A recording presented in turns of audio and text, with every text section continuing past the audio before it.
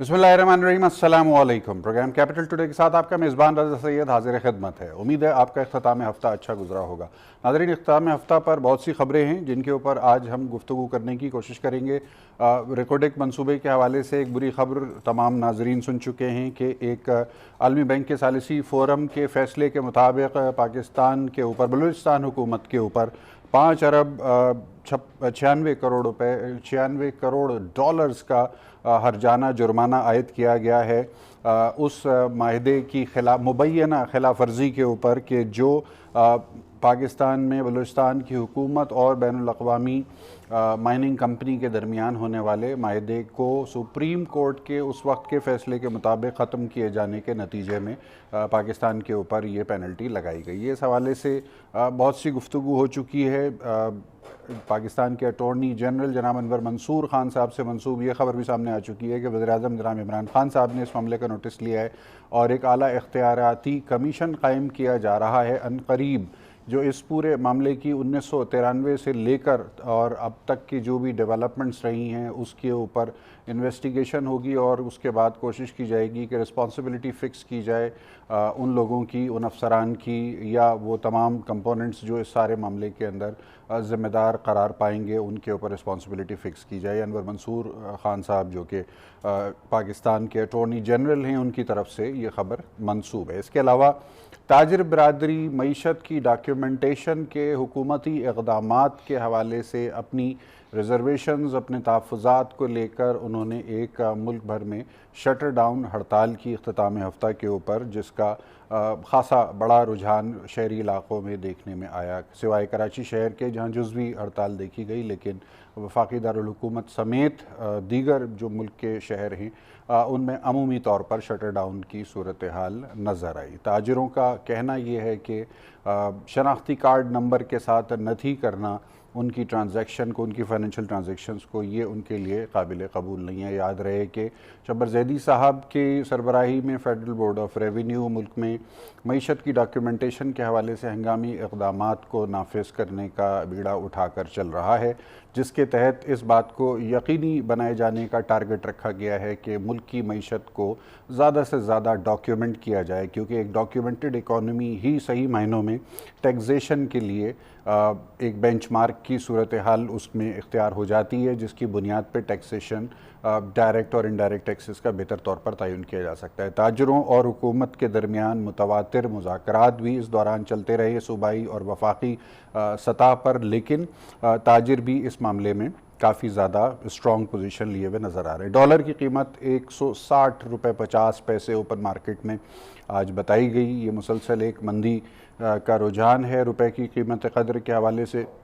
साथ साथ हम कोशिश करेंगे कि वज़ीर-ए-आज़म जनाब इमरान ख़ान साहब का जो मुजव्वज़ा दौरा वाइट हाउस है अमेरिका का, उसमें क्या तवक्कुआत उसके साथ पाकिस्तान के अवाम की और पाकिस्तान की हुकूमत की हैं, क्या होमवर्क के हवाले से हुआ हुआ एजेंडा क्या हो सकता है, इन तमाम चीज़ों के ऊपर भी हम गुफ्तगू करेंगे। इस वक्त स्टूडियो में हमारे साथ मौजूद हैं सीनियर कानूनदान, साबिक़ सेनेटर, पाकिस्तान तहरीक इंसाफ के रहनुमा मोहतरम जनाब सैयद ज़फ़र अली शाह साहब, और हमारे साथ मौजूद हैं सीनियर तज्ज़ियाकार और सहाफ़ी, सियासत के हवाले से भी एक नुमाया नाम रहा, मोहतरम जनाब अज़ीम चौधरी साहब। जबकि मवासलाती राब्ते पर हमारे साथ मौजूद होंगे लाहौर से लेफ्टिनेंट जनरल रिटायर्ड ग़ुलाम मुस्तफ़ा साहब।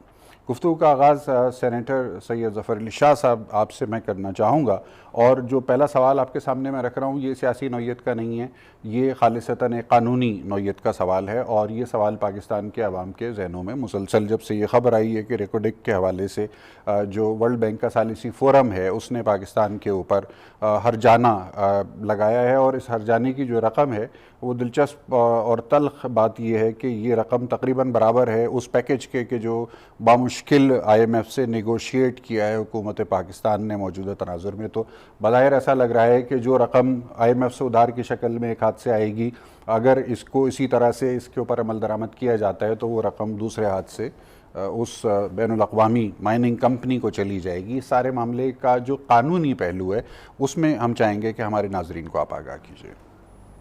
शाह साहब, ये आपने तो फरमाया कि उसकी जुर्माने की जो कास्ट हमें पड़ी है जी, वो आलमोस्ट उसके बराबर है जो कि IMF से जी, हमने अपने संभलने के लिए اپنے ملک کی معیشت کو سنبھلنے کے لیے جو ہم نے ایک بہت بڑا بھاری پتھر، بھاری قرضہ جو لیا ہے، جی یہ شنید ہے، اور آپ کو تو زیادہ علم ہوگا کہ یہ تو جو اناؤنس ہوئی ہے اصل یہ 3 ٹائمز تھی، اس سے زیادہ تھی. اچھا یس، یہ کچھ 16 کے قریب تھی، تو یہ کم ہو کر اب اتنی آئی ہے. حکومت پاکستان کا اعلان ہے کہ ہم اپیل میں جائیں گے، آگے جائیں، اور جانا بھی چاہیے، جی کوئی یہ مذاق نہیں ہے. چونکہ اس اور کمیشن کی آپ نے بات کی ہے وہ بھی بہتر ہے، چونکہ اس سبجیکٹ کو، اس منصوبے کو، بلوچستان کے منصوبے کو سپریم کورٹ آف پاکستان میں بھی چیلنج کیا گیا تھا، جی اور اس پر بھی ایک، اور اس وقت چیف صاحب تھے جناب چودھری افتخار صاحب. جی تو پہلے بلوچستان ہائی کورٹ میں کیا گیا، لیکن بلوچستان ہائی کورٹ نے اس میں جو کمپنی تھی اس کے خلاف فیصلہ نہیں دیا. ایگزیکٹلی جی لیکن جو ایپیکس کورٹ ہے، سپریم کورٹ آف پاکستان ہے، انہوں نے فیصلہ دیا ہوا ہے اس کے خلاف کہ یہ جو ہے ایک قسم کی انلیگل کانٹریکٹ ہے، جو کہ اس طرح نہیں ہونا چاہیے تھا. اب اس کی کیا ریپرکیشن پڑتے ہیں، گورنمنٹ اس کو کس طرح ڈیل کرتی ہے انٹرنیشنل فورم پہ اپیل کی شکل میں، چونکہ یہ تو اتنا شاہ صاحب بھاری ڈوز ہے کہ یہ تو لا کر آگے ہی ہم سنبھل نہیں رہے. مطلب کہ اوپر سے اگر انٹرنیشنل لیول پر ہمیں اتنا بڑا جرمانہ، تو وہ تو میرا خیال ہے کہ پاکستان کے لیے یا پاکستان کے عوام کے لیے جو ہے وہ قابل قبول نہیں ہوگا. صحیح، بالکل ایسا ہی ہے. جی اب سوال جو اس میں عوام پوچھ رہے ہیں وہ یہ کہ ذمہ داری کا تعین ہونا چاہیے، کس کی وجہ سے یہ جرمانہ پڑا، ان تمام لوگوں کو سامنے آنا چاہیے، اور ان کے ساتھ کوئی ایسی تعدیبی کارروائی ان کے حوالے سے ہونی چاہیے کہ جس سے کم از کم پاکستان کے عوام کو یہ تسلی ہو کہ جی آئندہ ایسی غلطی نہیں ہوگی اگر یہ غلطی تھی. جو لوگ یہ مطالبہ کر رہے ہیں میں بالکل ان کے ساتھ ہوں. یہ کوئی مذاق ہے، کوئی طریقہ ہے کہ پہلے اگر آپ کو کانٹریکٹ کرتے ہیں کسی بیرونی کمپنی کے ساتھ، وہ الٹیمیٹلی اس کو آپ کی اپنی عدالت ملک کی بڑی جو ہے اڑا کر پر رکھ دیتی ہے. مطلب پھر آپ کو جو انٹرنیشنل جو عدالتیں ہیں اس میں آپ کو ایک جو ہے بہت بڑی پھکی مل جاتی ہے. مطلب جی تو یہ اس کی یہ تو ضرور وہ کمیشن جس کا آپ نے ذکر کیا ہے کہ جو بن رہا ہے یا بننا چاہیے یا اللہ کرے کہ بن جائے، تو وہ ضرور اس طے تک جائے کہ وہ کون لوگ ہیں جو ریسپانسیبل ہیں اس قسم کی ریش اور نیگلیجنس معاہدوں کی اور ڈرائیونگ کی، ان کو، تاکہ اس کا جو ہے وہ بعض پوسٹ جو ہے وہ شاہ صاحب ہونی چاہیے. صحیح ہے، کیونکہ اس حوالے سے جو سوشل میڈیا کے اوپر مختلف ٹیکسٹ جو شیئر ہو رہے ہیں اس میں کل ایک یہ بھی نظر سے گزرا کہ جو ٹریبیونل تھا، ثالثی فورم تھا، اس میں یہ الفاظ اس کے فیصلے میں استعمال ہوئے کہ پاکستان کی جن اعلیٰ ترین عدالتوں سے یہ فیصلہ کیا گیا ہے ان کے جو جج صاحبان ہیں وہ عالمی قوانین سے نابلد ہیں، اور وہ اس معاہدے کی جو پاسداری ہے اس کے حوالے سے جو قانونی اس کے مسائل اور پیچیدگیاں ہیں ان سے ان کی عدم واقفیت ظاہر ہوتی ہے. تو یہ تو ایک بہت بڑا سوالیہ نشان بھی لگ رہا ہے ہمارے انٹرنل سسٹم کے اوپر.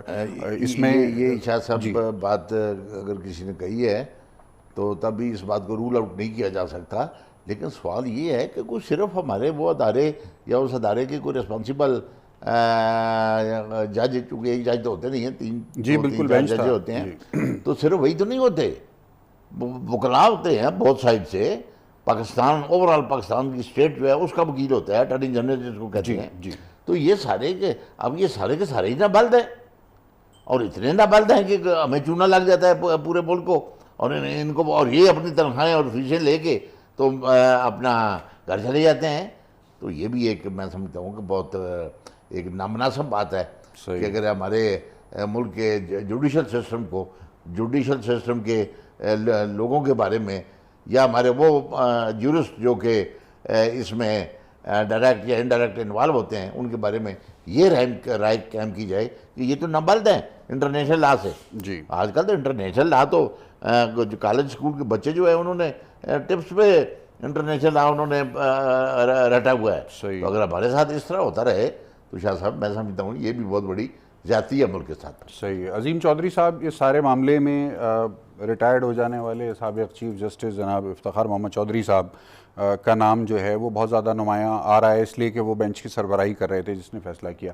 افتخار چودھری صاحب کے دور کے بعض فیصلے، جس میں ایک بہرحال یہ سب سے بڑا فیصلہ اس وقت ہے جس کے اوپر بات ہو رہی ہے، وہ ان کو کنٹروورشل کہا گیا یا ان کو موٹیویٹڈ کہا گیا، جس کے اندر کچھ پرسنل ایجنڈاز یا پرسنل انٹرسٹ شامل تھے۔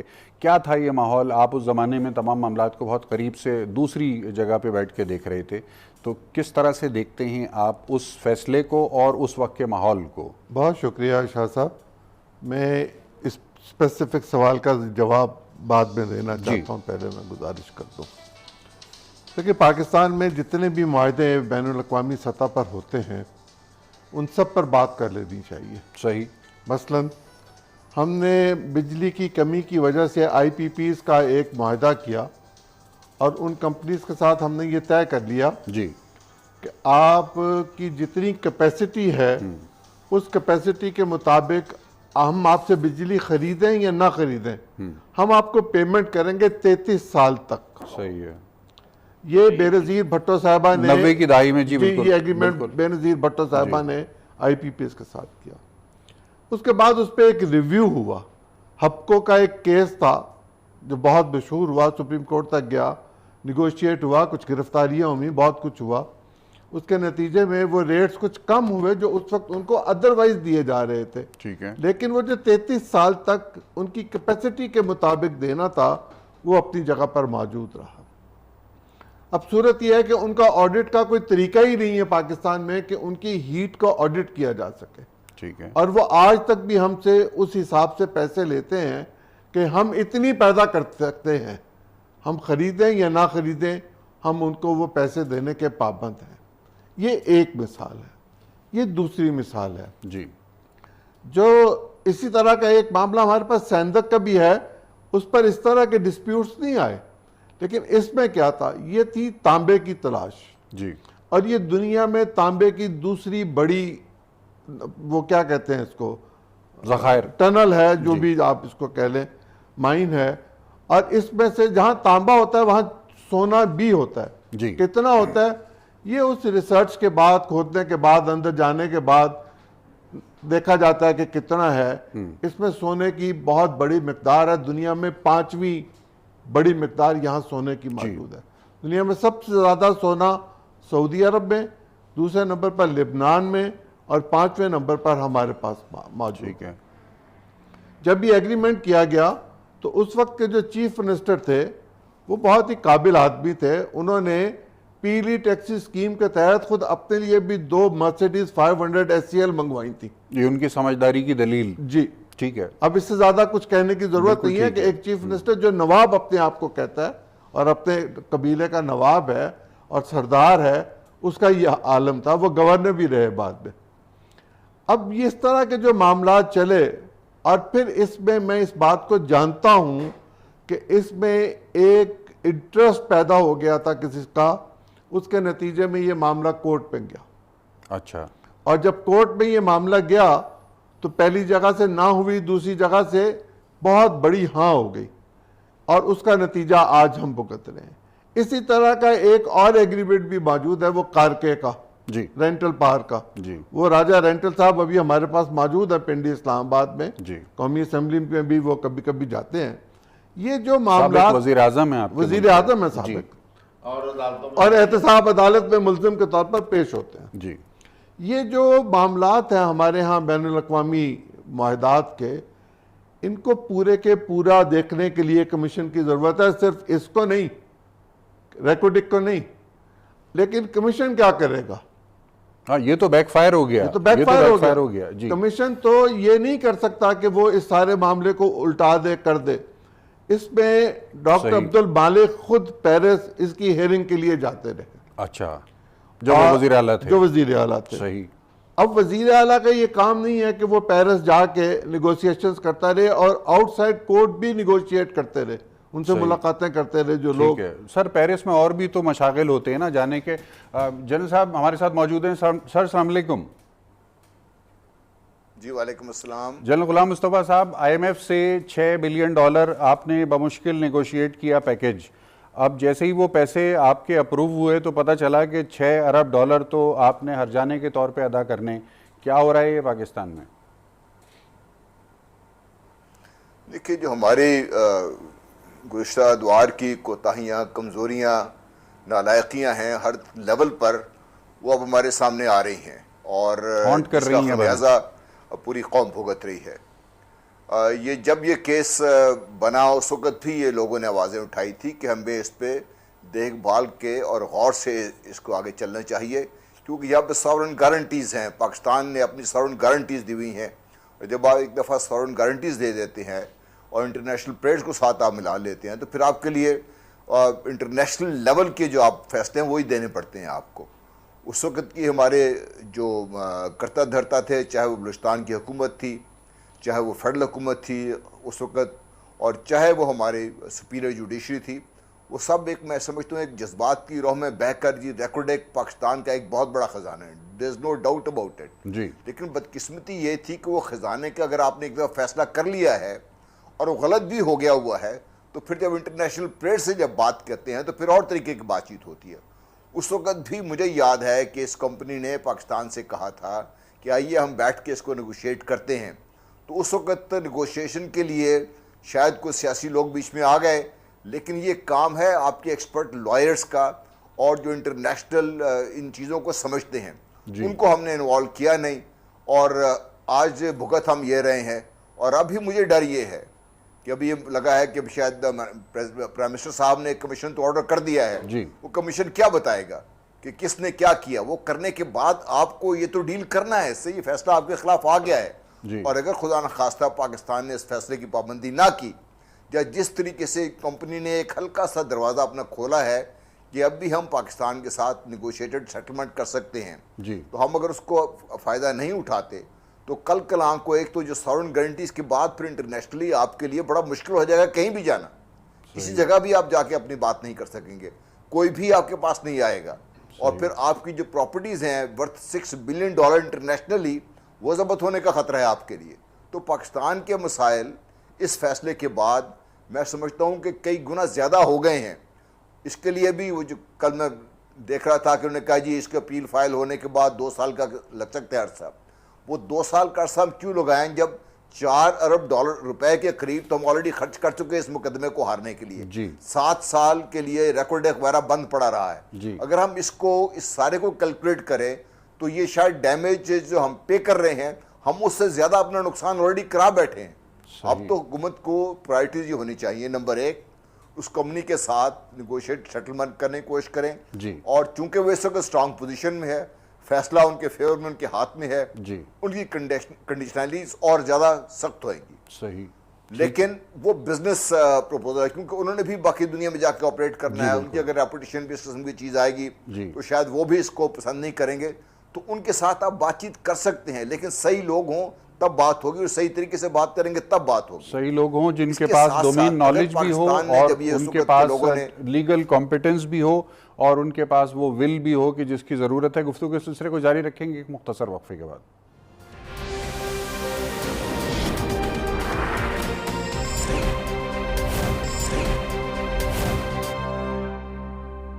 وقفے کے بعد ایک مرتبہ پھر خوش آمدید. بات کریں گے سید ظفر علی شاہ صاحب. قانون دان کی حیثیت سے ہی سوال ہے سر آپ سے، سیاسی سوال نہیں ہے، اور سوال ہے بھی تھوڑا سا مشکل، تو آپ جیسا مناسب سمجھیں جواب دیجیے گا. وکلا برادری کہا جاتا ہے، سنتے ہیں، ڈاکیومنٹڈ یہ بات ہے یا نہیں ہے کہ کروڑوں میں فیس لیتے ہیں. تو سر کیا وہ کروڑوں والی جو فیس کی خبریں لوگوں کو سننے کو ملتی ہیں وہ واقعی ایسا ہے کہ کروڑوں میں فیس لیتے ہیں؟ کیا اس کے گوشوارے جمع ہوتے ہیں؟ کیا اس کے اوپر ٹیکس دیا جاتا ہے؟ شاہ صاحب ٹیکس تو بالکل ہر آمدن پہ دیا جاتا ہے، اور آگے ہمارے ملک میں رونا یہی ہے کہ ٹیکس یہاں نہیں دیا جاتا، یا کم دیا جاتا ہے، یا کھایا جاتا ہے، یا چوری ہوتی ہے اس کی. جہاں تک فیسوں کا تعلق ہے شاہ صاحب، آپ نے کروڑوں کی بات کی. آج یا کل پڑھ رہے تھے ہم، ٹونی بلیئر صاحب کی بیوی نے اربوں میں بھی لی، مطلب 1 ارب فیس، مطلب یہ اسی معاملے میں آپ کے معاملے. اب فیسوں کا جو اصل میں جو پیمانہ ہے میرا یہ، چونکہ ایک واحد یہ دنیا ہے وکلاء کی دنیا، کہ اس دنیا میں کوئی فکس ریٹ نہیں ہے کہ اگر 100 روپے کلو آلو ہیں تو اس کے حساب سے یہ فیس بھی جو ہے، میں وکیل ہوں تو میں بھی اتنی لوں گا، تو آپ بھی اسی کیس کی اتنی لیں گے، یا تیسرا بھی وکیل لے. صحیح. تو اس دنیا میں یہ ہے کہ فیسیں اپنی کوئی فکسڈ بات نہیں ہے اس میں. صحیح. اب وہ ہوتی کس طرح ہیں، اس کا یہ اسٹینڈرڈ کیسے ہے کہ میں 10 روپے لوں گا اور آپ 100 روپے لیں گے اور عظیم صاحب 1000 روپے لیں گے. مطلب یہ جیسے کہتے ہیں کھانے میں نمک حسب ذائقہ، تو اسی طرح جو فیس ہوتی ہے وکیل کی وہ بھی حسب منشا ہوتی ہے. جی بالکل. اور اس کی جو میرے تجربے کے مطابق یا میری اس خیال کے مطابق اس کا تعین کچھ اس طرح کیا جاتا ہے شاہ صاحب کہ اگر وکیل کے سامنے کلائنٹ یعنی ایک کلائنٹ کو دیکھ کر اس کے وزن کے مطابق فیس ہوتی ہے. صحیح ہے. اگر میں وکیل ہوں اور میرا کلائنٹ آیا ہے اگر زرداری صاحب یا میاں نواز شریف صاحب، تو وہ تو کروڑوں میں ہی ہوگی شاہ جی فیس. وہ ان کو یہ تو نہیں کہ کہا جا سکتا ہے کہ کوئی گل نہیں جی اسی تھوڑے مفت کر دیں. جیسی روح ویسے فرشتے. ایگزیکٹلی. وہ تو وہ ہے. یعنی ایک تو یہ ہو گیا کہ کلائنٹ کے وزن کے مطابق فیس ہوگی. ٹھیک ہے. نمبر 2، وکیل کے وزن کے مطابق فیس ہوگی. بالکل ٹھیک ہے. کہ ایک وکیل جو ہے وہ بھاری ہے، وہ ٹونی بلیئر کی بیوی ہے، وہ 1 ارب لے سکتی ہے، شاید اسی کیس کا میرے جیسا بندہ جب مجھے 20 روپے بھی نہ دے کوئی مطلب. صحیح. یعنی یہ وکیل کے وزن کے مطابق. سر پھر بھی کیس ہار گئے نا وہ ٹونی بلیئر کی بیگم کو اتنی فیس دے کے بھی. وہ تو صرف فیس ہی دینی تھی نا، اور ہم نے کیا کرنا تھا. صحیح. جی ہاں.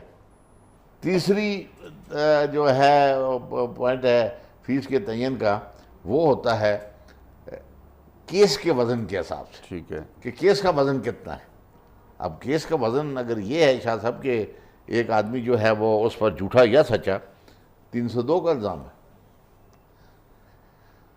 کہ اس نے تو مرڈر کی ہے اور ایک بھی نہیں کیا، ڈبل مرڈر کیا ہے، مطلب اس کی سزا تو موت ہے شاہ صاحب. صحیح ہے. اب وہ شخص جو ہے، وہ کیس جو ہے وہ غریب ہے یا امیر ہے، اس نے فیس لانی ہے وکیل اپنے کی. وہ تو آئی سی یو کا پیشنٹ ہو گیا. جی سر. آئی سی یو کا پیشنٹ ہو گیا. ایگزیکٹلی. وہ تو آئی سی یو. صحیح ہے. اور اس نے اپنے کیس کے مطابق، اپنی گردن کے مطابق اس نے پیسے جو ہے وہ ادا کرنے ہیں اور وکیلوں نے لینے ہیں. مطلب یہ ایک جنرلی میں نے آپ کو بات بتائی ہے. مطلب لیکن اس ہمارے کیس میں جس کا آپ ذکر کر رہے تھے اور جس کا آج چرچا بھی ہوا کہ ٹونی بلیئر صاحب جو وزیر اعظم تھے یونائٹڈ کنگڈم کے، ان کی بیوی جو کہ ایک پروفیشنل وکیل ہے، انہوں نے 1 ارب روپیہ، شاہ صاحب اٹس اے ہیوی اماؤنٹ، جی وہ پے کیا ہے ہم نے جناب. اور صرف یہی بات نہیں ہے شاہ صاحب، یہ تو چلو انٹرنیشنل مسئلہ تھا. ہمارے ملک کے اندر ہر محکمے کے ساتھ ان کے پاس لا منسٹری ہماری پڑی ہوئی ہے، لیگل ایڈوائزر ہیں، لیگل ایکسپرٹس ہیں، attorney general, advocate general, assistant general, فلان جنرل، فلان جنرل، یہ موجود ہیں. لیکن ان کی موجودگی میں بھی بے شمار منسٹریز اور بے شمار گورنمنٹ کے ایسے ادارے ہیں جو کہ پرائیویٹ وکیل کر کے ہیوی فیسیں دے کر تو وہ اپنے مقدمے لڑتے ہیں اور ہار جاتے ہیں. صحیح ہے. سر اب اس میں مختصر جو سوال ہے میرا وہ یہ کہ شبر زیدی صاحب دکانداروں کے پیچھے گھوم رہے ہیں آج کل، تو کیا انہوں نے وکیلوں کے لیے بھی کوئی سوچ رکھا ہے کہ ان سے بھی ریکوری کو بڑھایا جا سکتا ہے اس ملک کے مفاد میں؟ شاہ صاحب ایسے تو پروفیشنل ایک پروفیشنل ٹیکس، پروفیشنل کہ جو بھی جس پروفیشن سے تعلق رکھتا ہے اس کے مطابق، اور ہمارا بھی ہے، ہمارا وکیلوں کا بھی ہے کہ یہ اپنی پروفیشنل سالانہ جو ہے پروفیشنل ٹیکس ایک فکس اماؤنٹ ہوتا ہے وہ. جی ہاں، کہ وہ یہ دیا کریں. اب کتنے لوگ دیتے ہیں، یہ کتنے نہیں دیتے، یہ ایک الگ. عظیم چودھری صاحب، تاجروں کی ہڑتال، اب اس کے اوپر ظاہر ہے جو حکومت کا فیوریبل ہے وہ کہتا ہے کہ جزوی تھی، جو حکومت کا فیوریبل نہیں ہے وہ کہتا ہے مکمل تھی. یہ تو ایک الگ بحث ہو گئی. سوال کچھ اور ہے. معیشت کو ڈاکیومنٹ ہونا چاہیے، اس میں کوئی دو رائے نہیں ہو سکتی. کوئی سین آدمی نہیں کہہ سکتا کہ ڈاکیومنٹیشن نہ ہو. اس وقت تاجروں کا مسئلہ کیا ہے، دکانداروں کا مسئلہ کیا ہے، کیوں اسٹرائک کے اوپر جا رہے ہیں؟ کیا یہ ایف بی آر کے جو افسران اور اہلکار ہیں ان کے اوپر عدم اعتماد ہے یا حکومت کی عمومی پالیسیوں پر عدم اعتماد ہے ان کو؟ 2 فکرے پچھلی بات پہ کہہ کے اس پہ جی ضرور ضرور. ٹونی بلیئر صاحب کی اہلیہ ٹرین میں بغیر ٹکٹ سفر کرتے ہوئے پکڑی گئی تھی. جرمانہ ہو گیا تھا برطانیہ میں. ٹونی بلیئر صاحب نے جھوٹ بولا تھا عراق کے بارے میں جس کا انہوں نے ویپن آف ماس ڈسٹرکشن، جی بالکل، اور اس پہ انہوں نے معذرت بھی کی اور معاملات اپنی جگہ پر موجود ہیں. ہمیں ضرورت کیا تھی ہم ٹونی بلیئر صاحب کی اہلیہ کو وکیل کرتے؟ ہمارے پاس اپنے لوگ بہت اچھے ہیں. یہ تو سر کمیشن میں پتہ چلے گا اب جو کمیشن بنے. ڈاکٹر قدیر کا کیس یہاں سے ایس ایم ظفر صاحب جا کے ہیگ میں لڑ کے آئے تھے, یہی ایک تھا اور یہ فرانس میں ہوا. دوسرا معاملہ یہ کہ ہمارے ایک صاحب ہیں ڈاکٹر سمر مبارک بند صاحب, جی ان کی بے شمار خدمات ہیں پاکستان کے اٹامک پروگرام کے حوالے سے, لیکن پاکستان میں بجلی بنانے کے پروگرام پر یا ریکارڈک کے سونے چاندی کے پروگرام پر ان کا کوئی, میں نہیں سمجھتا کہ ان کی کوئی مہارت ہے. ان کو وہاں بھیج دیا گیا اور انہوں نے جا کے فرمایا کہ جی اتنا پروفٹ ہم کمائیں گے اس پہ. تو انہوں نے کہا جب پروفٹ اتنا کمائیں گے تو جرمانہ بھی اتنا دیجئے. یہ سمر مبارک بند صاحب کو ہی کیوں بھیجا گیا اور لوگ نہیں تھے؟ ہمارے اٹارنی جنرل کیوں نہیں گئے؟ یہ ساری چیزیں ہمارے سامنے آنی چاہیے. اب آگئی بات جی تاجر کیا کہتے ہیں. 1977 میں تاجروں کی سٹرائکس ہوئی تھی اور اس کے نتیجے میں اس ملک میں ایک مارشلہ لگا تھا. تاجروں کی دکان پر ایک حملہ ہوا تھا.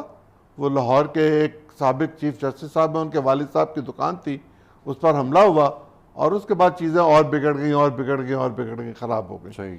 یہ موٹیویٹڈ ہوتی ہے جب تاجروں کی سٹرائک ہو, اس کے پیچھے پولیٹیکل ایلیمنٹ ہوتا ہے. اور پاکستان کی آپ سیاست کو دیکھ لیجئے, پرٹیکولرلی پنجاب کی سیاست کو دیکھ لیجئے, یا تاجر پی ایم ایل این کے گروپ کے ہیں یا جماعت اسلامی کے گروپ کے ہمیں اسلام آباد میں نظر آتے ہیں اور دوسری جگہوں پہ نظر آتے ہیں. اور یہ جماعتیں اس وقت حکومت کے ساتھ نہیں ہیں. جب ان کو یہ کہہ دیا گیا کہ آپ ایک سٹرائک کر دیں تو انہوں نے سٹرائک کر دی. سٹرائک تو ویسے بھی لوگ اپنی دکان بچانے کے لیے کر ہی دیتے ہیں, لیکن جب پولیٹیکل موٹیویٹڈ سٹرائک ہو تو اس کا دوہرا معاملہ ہوتا ہے. لیکن اس میں جو ڈاکومنٹیشن کا معاملہ ہے, ہم نے دیکھا کہ انہی سڑکوں پر انہی بازاروں میں فوجیوں کی موجودگی میں سروے ہوا تھا. شوکت عزیز فائنانس منسٹر تھے, اس کا نتیجہ ہمیں تو نظر نہیں آیا, ڈاکومنٹیشن تو نہیں ہو سکی. جب تک ڈاکومنٹیشن ہوگی نہیں پاکستان غربت کی انتہا پہ رہے گا. یہ ڈاکومنٹیشن ہی ہمیں لے کے جائے گی کہ ہم اپنے بھیک مانگنے کے انداز کو بدل دیں. ہم چوری بھی کرتے ہیں اور بھیک بھی مانگنا چاہتے ہیں. یہ دونوں کام دنیا اب ہمیں کرنے نہیں دے گی اور ہمیں خود شرم آنی چاہیے کہ ہم کیا کریں, ہم اپنے بچوں کو کیا سکھا رہے ہیں, کیا پڑھا رہے ہیں, کیا دکھا رہے ہیں. پاکستان کا تاجر پیسے کماتا ہے اور پاکستان کے تجارت میں جو مڈل مین ہے اس کا رول یا تو ختم ہو یا یہ ڈاکومنٹڈ ہو. آپ منڈی چلے جائیں, وہاں آڑتی کی دکان پر سودا آتا ہے, وہاں بولی لگتی ہے, آڑتی اپنے پیسے لے کے سائڈ پہ ہو جاتا ہے, دینے والا جانے لینے والا جانے, وہ اپنا پروفٹ دے کر گھر چلا گیا. پاکستان میں مڈل مین کا کردار جب تک ختم نہیں ہوگا تب تک آگے نہیں بڑھیں گے, اور جب تک پولیٹیکل موٹیویٹڈ سٹرائکس ہوں گی یہ خرابی پیدا کرتی رہیں گی. اس کو معاملے کو, یہ جو شناختی کارڈ کی بات وہ کر رہے ہیں, یہ تو 47,000 لوگ ہیں جن کے شناختی کارڈ جو ہیں وہ مطلوب ہوں گے. اگر میں 50,000 سے زیادہ کی ایک چیز خریدتا ہوں تو مجھے تو ویسے ہی اپنے ریٹرن میں بتانا ہے کہ میں نے یہ پیسے کہاں خرچ کیے. صحیح. اور اگر میں بینک کے ذریعے ٹرانزیکشن نہیں کرتا, کیش کرتا ہوں, تو پھر مجھے اپنی نشاندہی کرانی چاہیے کہ میں کیا کر رہا ہوں. میرا شاہانہ زندگی کا طریقہ کار جو ہے وہ ٹیکس کیوں نہ دے. وہ منہ بولتا ثبوت ہوتا ہے آپ کے لائف سٹائل کا کہ آپ کی آمدنی کیا اور اخراجات کیا ہیں. جنرل صاحب, آپ کی طرف مختلف ایک معاملہ لے کر آ رہا ہوں. وزیر اعظم کی وزٹ ہونے جا رہی ہے, وائٹ ہاؤس میں ملاقات ہوگی ان کی ٹرمپ صاحب سے, پاکستانیوں سے ملاقاتیں بھی ہیں وہاں پر. اس ملاقات کا ایجنڈا کیا ہو سکتا ہے پاسبلی؟ کیا ایکسپیکٹیشنز ہیں جو ہمیں اس کے ساتھ وابستہ کرنی چاہیے؟ افغانستان کا معاملہ ہے, خلیج کی موجودہ ڈیولپ ہوتی ہوئی صورتحال ہے, کشمیر کا لانگ سٹینڈنگ ایشو ہے, بھارت کا انفلوئنس اس ریجن میں, پاکستان کی معیشت. کیا کیا چیزیں ہیں جو آپ سمجھتے ہیں کہ اس وزٹ کے دوران ڈسکس ہو جائیں گی یا کم از کم ہماری طرف سے ایجنڈا آئٹم کے طور پر ان کو پٹ فارورڈ کیا جائے گا؟ دیکھیے, ہماری وش لسٹ بہت لمبی ہو سکتی ہے, لیکن کچھ گراؤنڈ ریالٹیز بھی ہیں. جی, میں ذاتی نقطہ نظر ہو سکتا ہے میں غلط ہوں, اللہ کرے میں غلط ہوں, کیونکہ میں یہ سمجھتا ہوں کہ یہ دورہ اس ٹائم پہ مناسب نہیں ہے. وہ اس وجہ سے کہ جب بھی آپ جا کے کسی غیر ملکی سربراہ سے یا ان سے بات کرتے ہیں تو آپ کی اسٹرینتھ آپ کی اپنی ذات تو ہے ہی ہے، لیکن آپ کے پیچھے جو ملکی صورتحال ہے، چاہے آپ کی پولیٹیکل سٹیبلٹی ہے، اکنامک کنڈیشنز ہیں، لا اینڈ آرڈر ہے، جب یہ مضبوط ہوگا تو آپ کی طاقت اتنی ہی زیادہ ہوگی، پھر آپ کی بات چیت میں آسانی رہے گی. صحیح ہے. تو آج کی صورتحال میں یہ سمجھتا ہوں کہ شاید یہ اتنا افسود مند نہ ہو. ٹھیک ہے. بہرحال یہ ہو گیا دورہ، تو اب اس میں ہونے کی کیا امید ہے؟ ایک ہمیں غلط فہمی یہ ہمیشہ سے رہی ہے کہ امریکہ اس خطے سے بھاگ جائے گا.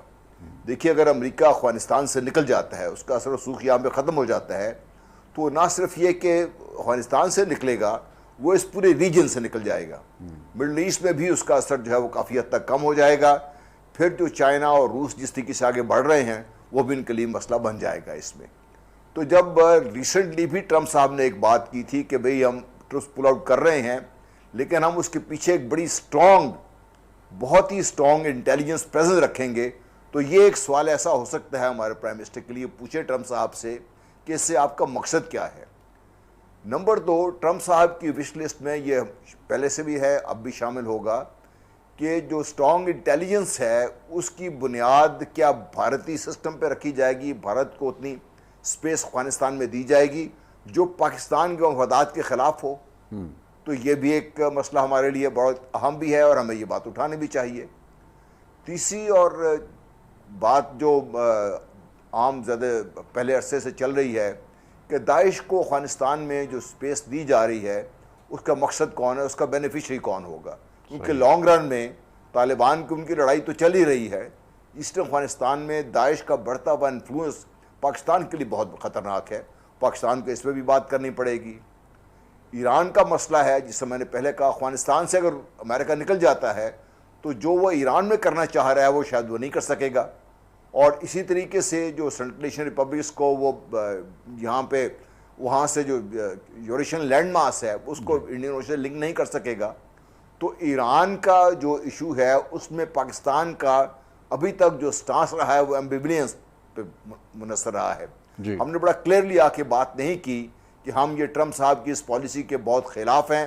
ہم یہ سمجھتے ہیں کہ ایرانین لوگوں کو اپنی مرضی کے مطابق نہ صرف جینے کا حق ہے، اور جس طریقے سے انہوں نے ایک معاہدے کی پاسداری کرتے رہے ہیں اس معاہدے کے اوپر چلنا چاہیے. ٹرمپ صاحب نے یونیلیٹرل وڈرال جو ہے وہ امریکہ کے لیے بھی اور خطے کے لیے بھی خطرناک ہے. اور جو خطے کی جو بگڑتی ہوئی صورتحال ہے اگر یہ آگے چلتی ہے اس سے تو وہ تو پورا خطہ اس کے آگ میں لپیٹ میں آ جائے گا. تو یہ بات بھی ہمیں کلیئرلی کرنی پڑے گی ان سے، کیونکہ پاکستان افیکٹڈ ہے اس سے. ایران کو خدا نخواستہ کچھ ہوا تو پاکستان تو ڈائریکٹلی اس کے آگ کی لپیٹ میں آنے کا خطرہ ہے. تو مسائل بہت سارے ہیں. کیا امریکہ پاکستان کو اس حد تک دوبارہ چاہنے لگ گیا ہے کہ وہ ہماری کچھ جو پہلے ایڈز رکی ہوئی ہیں یا جو امریکہ نے ہمارے کولیشن سپورٹ فنڈ وغیرہ ہمارا دینا ہے روک کے بیٹھا ہوا ہے، کیا وہ ہمیں دے دے گا؟ کیا وہ اتنا لالی پاپ کافی ہوگا پاکستان کے لیے؟ اپنے جو لانگ ٹرم مفادات کے تحفظ میں جو فیصلے کرنے ہیں ہم اس سے تھوڑا انحراف کریں گے. تو یہ میرا خیال ہے کہ پرائم منسٹر کے لیے ایک بہت چیلنجنگ یہ وزٹ ہوگا. ٹھیک ہے، گفتگو کے سلسلے کو جاری رکھیں گے ایک مختصر وقفے کے بعد.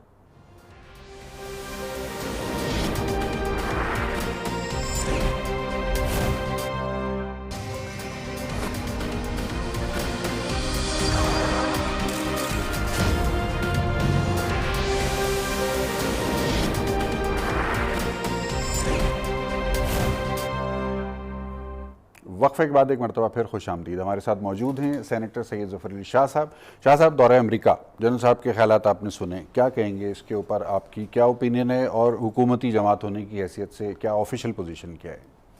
شاہ صاحب، جو میں سمجھتا ہوں بطور ایک سیاسی طالب علم کے، یہ ایک دورہ اس جنکچر پہ جبکہ ہمارے اپنے ملک کے حالات جو ہیں وہ ہیں ہی ہیں، اس خطے کے جو حالات واقعات ہیں اس میں، اور میں یہ سمجھتا ہوں کہ شاید امریکن انویٹیشن کی مین وجہ بھی یہی ہے کہ امریکہ جو ہے وہ باوجود اس کے کہ ہمارے تھوڑے تعلقات و اسٹائل بھی ہیں ان سے، کہ وہ یہ سمجھتا ہے کہ یہ کوئی مذاق نہیں ہے کہ اس قسم کے حالات میں پاکستان کو اگنور کر دیا جائے اور پاکستان کو مثلاً خود بعد میں جنرل صاحب نے بھی کہا کہ جو طالبان افغانستان کی ان کی جو ٹاکس ہو رہی ہیں، جو امریکہ جو خود شامل ہے اس میں، پاکستان میں بھی ہوئی. جی ہاں، امریکہ وہاں سے اپنے آپ کو پول آؤٹ کرنا چاہتا ہے، طالبان کو بھی وہ اب وہ بات نہیں رہی جو کہ تھی. تو یہ بڑی امپارٹنٹ بات ہے. اور شاہ صاحب اس سے بھی زیادہ کہ امپارٹنٹ میرے لیے بطور پاکستانی شہری کے لیے وہ یہ بھی ہے کہ ہندوستان اس وقت ایک سیکورٹی کونسل کا نان پرماننٹ ممبر کی حیثیت سے وہ اب باقاعدہ ممبر بھی ہے. جس کی سپورٹ آپ نے بھی کی ہے. جی سر. جس کی سپورٹ آپ نے بھی کی ہے. جس کی مخالفت ہم نے نہیں کی. چلیے وہی بات ہوگی. یا جس کے بارے میں ہم کچھ نہیں کر سکے. سچی بات ہے. ہمیں مکمل طور پر اس کی لابی کرنی چاہیے تھی. ہندوستان جیسا ملک جو ہے، جو کہ بچر ہے، جس نے کشمیر میں جس طرح بکرے کاٹتے ہیں اس طرح لوگوں کو کاٹ رہا ہے، تو اس کو سیکورٹی کونسل کا پیلٹ گنز استعمال ہو رہی ہیں وہاں پہ. جی بالکل. جی سر. پیلٹ گنز استعمال ہو رہی ہیں، بچوں کی، نوجوانوں کی بینائی ختم کی جا رہی ہے. بتائیں آپ کو. تو ایٹ دس سٹیج ایک یہ پہلو، اور پھر اس سے بڑا پہلو وہ جنرل صاحب نے ذکر کیا ہے کہ امریکہ اور ایران کے حالات واقعات یہاں تک ہیں کہ بے شمار لوگوں کے اور ملکوں کے اور ڈپلومیٹک جو کیمپ ہیں اس میں تو لوگوں کے دل دھڑک رہے ہیں کہ پتہ نہیں کس وقت کیا ہو جائے. صحیح. تو اب اور پھر چاہے وہ امریکہ اور ایران کا ہے چپکلش ان کی شاہ صاحب، لیکن ہم اس سے بری ذمہ نہیں ہو سکتے. امریکہ یہ کوئی مذاق نہیں ہے کہ امریکہ جو ہے وہ ایران کو جو ہے ہڑپ کر جائے گا. یا ہمارے اگر برسر اقتدار لوگ یہ سمجھتے ہیں کہ پاکستان جو ہے یہ وہ بالکل ایران سے نہیں، یہ ہمارا کیا تعلق ہے؟ تعلق کیسے نہیں ہے؟ پڑوسی ہیں آپ کے. جی پڑوسی ہیں، مسلم امہ ہیں. 900 کلومیٹر کی سرحد ہے آپ کی. زیادہ ہاں اندازہ لگائیں نا. اور پھر اس میں ہمارے ملک کے اندر 40 اور 60 کا ریشو ہے. 60 اگر اہل سنت وال جماعت کے ہیں تو 40 شیعہ بھی ہیں. تو یہ ہم تو ڈائریکٹلی انڈائریکٹلی بالکل اس میں انوالو ہے. تو امریکہ کو اللہ کرے کہ یہ اچھی ٹاکس ہماری رہیں اور ان ٹاکس میں تمام جتنی امپارٹنٹ باتیں ہیں یہ آئیں. یعنی خطے میں ڈی ایسکیلیشن ایجنڈا ہوگا خان صاحب کا. میں تو سمجھتا ہوں، اب مجھے بتایا نہیں انہوں نے اتنا، میں نے پوچھا ہے، بٹ یہ چیزیں وہ ہیں جو کہ نہایت امپارٹنٹ ہیں. اور امریکہ میں سمجھتا ہوں کہ اس پہ وزڈم پریویل کیا ہے، اور یا اس کے مشیروں نے اس کو کہا ہے کہ بیشتر اس سے کہ کوئی وہاں پر پھڈل ہو یا وہاں پر کوئی جو کام کرو کوئی ایسا، پاکستان کو کانفیڈنس میں لو، پاکستان کو بتاؤ کہ تم کرنا کیا چاہتے ہو، تو تکلیف کیا ہے مطلب. صحیح. عظیم چودھری صاحب، آپ کا تجزیہ دورہ امریکہ، کیا توقعات؟ جو کچھ نارتھ کوریا کے ساتھ ہو رہا ہے وہ ہمیں ذہن میں رکھ لینا چاہیے. اچھا. اور میں یہ نہیں کہہ رہا کہ ہمارے ساتھ بھی بالکل ویسا ہی ہوگا، لیکن کم و بیش ہمارے ساتھ ویسا کرنے کی کوشش ضرور کی جائے گی. ہم 22 کروڑ ہیں، ہم نیوکلیر طاقت، ڈکلیئر نیوکلیر طاقت ہیں. ہمارے ساتھ شاید رویہ ذرا مختلف ہوگا اور ہماری اسٹریٹجک پوزیشن بھی بڑی مختلف ہے، لیکن مقاصد تقریباً وہی ہوں گے. کل روس، چین، امریکہ اور پاکستان یہ اکٹھے تھے افغانستان کے مسئلے پر، اور اس میں زلمے خلیل زاد نے بریفنگ دی اور انہی نے پھر بعد میں پریس کے ساتھ بھی بات کی. افغانستان کا امن ان 3 ملکوں کے بغیر ناممکن ہے. چوتھا ایران بھی اس میں شامل ہے. امریکہ ایران سے بات نہیں کرنا چاہتا، حملہ کرنا چاہتا ہے. اگر اس نے حملہ کی کوشش کی تو پوری دنیا میں ایک ایسا فساد کھڑا ہو جائے گا جس کا کوئی علاج کسی کے پاس رہ نہیں جائے گا، ماں سوائے امریکہ کی ہزیمت کے. اور لوگوں کو اکٹھا ہونا پڑے گا کہ امریکہ کی ہزیمت جلد از جلد ہو سکے. دوسرا معاملہ جو ہے وہ یہ کہ ہمارے ساتھ وہ ایک نئے اسٹریٹجک دور کی بات کر رہے ہیں، جو امریکنز کہہ رہے ہیں کہ ہم ایک نئے اسٹریٹجک دور میں جا رہے ہیں. یہ دور ہم نے لیاقت علی خان صاحب کے دور میں بھی دیکھا ہی ہے، ہم نے سیٹو سینٹو میں بھی دیکھا ہی ہے، ہم نے مڈل ایسٹ اس میں ڈیفنس پیکٹ میں بھی دیکھا ہی ہے، ہم نے بعد میں اپنے معاملات کے حوالے سے بھی دیکھا. امریکہ ناقابل اعتبار دوست ہے. وہ اپنی ضرورتوں کا سودا کرتا ہے اور اس کی ضرورت پوری ہو جائے تو وہ آپ کو بالکل لا تعلق ہو کے سائڈ پر ہو جاتا ہے.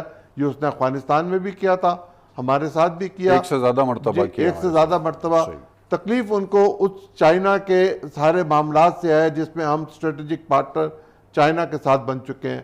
اور چائنا کی وجہ سے روس کے ساتھ بھی ہمارا ایک معاملہ جو چل رہا ہے جو یقیناً میچور ہو جائے گا، اور ہم اس نتیجے پر پہنچیں گے کہ روس، چین، پاکستان یا اور بشرطے کے اس میں سینٹرل ایشین سٹیٹس تک جانا، इंडिया को अमेरिका कंफर्टेबल करना चाहता है, इजराइल को कंफर्टेबल करना चाहता है। क्या हमारी कीमत पर इंडिया को कंफर्टेबल करेगा? ये हमारे लिए एक लम्हा फिक्रिया होगा। पाकिस्तान फॉरेन ऑफिस ने अपने साबिक सेक्रेटरीज को और अपने सुफरा को, पुराने सुफरा को इकट्ठा करके इस पर यकीनन एक गुफ्तगू की है और उसके नतीजे में कोई लाहेअमल उन्होंने तय किया होगा। हमारी ज़रूरतों को हुकूमत अच्छी तरह समझती है, हमारे दिफा के मामलात हैं, और मैं ये समझता हूँ कि शायद दिफाई कुव्वत के लोग भी इस दौरे में मौजूद होंगे, जिसके नतीजे में हम बेहतर नतीजे से गुफ्तगू कर सकेंगे। हम गुफ्तगू करने जा रहे हैं, कुश्ती करने तो जा नहीं रहे, और कुश्ती हम उनसे कर भी नहीं सकते। सही। देखते हैं कहाँ जाके खड़ा होता है। अगर वो पाकिस्तान में कोई दिलचस्पी रखते हैं और वो हमें सूट करती है तो हम उसके लिए तैयार होंगे, और अगर वो हमारे अपने इस्तेहकाम और हमारे खुद मुख्तारी पर सौदा होगा तो उसके लिए तो यकीनन हम तैयार नहीं होंगे। मेरी तो ये राय है। सही। जनरल साहब, अब ये सवाल आ गया कि इस मुलाकात में म्यूचुअल इंटरेस्ट के मामलात पे, बायलैटरल या मल्टीलैटरल इंटरेस्ट के मामलात के ऊपर गुफ्तगू हमारी ख्वाहिश है, तो आपको क्या लगता है political stability, economic stability Pakistan के अंदर और पाकिस्तान के इर्द गिर्द जो रीजन है उसकी स्टेबिलिटी किस हद तक इस मुलाकात के नतीजे में बेहतर हो सकती है? देखिए, कुछ हमारी दुआएं हैं, कुछ ख्वाहिशात हैं, उसमें ना तो कोई रोक टोक है ना कुछ और है। कोई पाबंदी नहीं है। पाकिस्तान के जो मसाइल हैं इस वक्त, चाहे वो अंदरूनी हैं चाहे वो बैरूनी हैं, हम भूल जाते हैं कि जनरल कमर जावेद बाजवा ने कुछ अर्सा पहले ही कहा था कि पाकिस्तान 5th जनरेशन वॉरफेयर का शिकार है इस वक्त। ट्रू। और 5th जनरेशन वॉरफेयर पाकिस्तान में अगर लड़ी जा रही है और पाकिस्तान उसका शिकार है, तो उसमें पाकिस्तान के ख़िलाफ़ लड़ने वाले या उनको सपोर्ट करने वाले लोग कौन हैं? ये हम अगर उसी तार के लौंडे से ये समझते हैं कि हमें दवा दे देगा तो मैं माफ़ कीजिएगा, मैं इससे शायद मुत्तफिक ना हो सकूं। सही। दूसरा ये है कि भारत को ऑलरेडी अमेरिका ने स्ट्रेटेजिक ना सिर्फ पार्टनर डिक्लेयर कर दिया हुआ है, इंडियन ओशन को पैसिफिक इंडियन ओशन कह दिया गया है, बल्कि उन्होंने भारत को एक नेटो एलाई का दर्जा तक दे दिया है। बिल्कुल ऐसा ही है। अब इस सूरत हाल में वो पाकिस्तान से क्या एक्सपेक्ट करते हैं कि पाकिस्तान उनका वो स्ट्रेटेजिक पार्टनर बन सकता है? नहीं बन सकता। पाकिस्तान ट्रांजैक्शनल रिलेशनशिप पहले भी रहा है, जिस तरह अजीम साहब कह रहे थे, अब भी ट्रांजैक्शनल रिलेशनशिप होगा। और क्या हम किस हद तक अपने मफादात की निगहदाश्त कर सकेंगे? क्योंकि बहुत ज़रूरी है कि अफगानिस्तान के अंदर जो कुछ भी शरारत हो रही है, ये अमेरिका और नेटो फोर्सेस की इजाज़त के बगैर या उनके सपोर्ट के बगैर हो नहीं सकती। पाकिस्तान के अंदर जो कुछ हुआ है सारा इसमें, तो क्या अमेरिका ऐसे हाथ पीछे खींच लेगा? क्या जो उनकी जो स्ट्रॉन्ग इंटेलिजेंस प्रेजेंस का जिसका ट्रंप साहब ने वादा किया है, वो इसलिए तो नहीं है कि पाकिस्तान जैसे मुल्कों को और ऐसे जहाँ पे मसाइल पाकिस्तान के लिए खड़े करने से रखेंगे? तिजारत पाकिस्तान का एक खुशकिस्मती कह लीजिए या अदरवाइज जो ट्रेडिंग पार्टनर है वो भी अमेरिका हमारा सबसे ज़्यादा है। वहाँ से पाकिस्तान को फॉरेन एक्सचेंज भी जो हमारे लोग हैं बहुत भेजते हैं। अमेरिका एक ताकत भी है इंटरनेशनल, हम उससे इग्नोर नहीं कर सकते।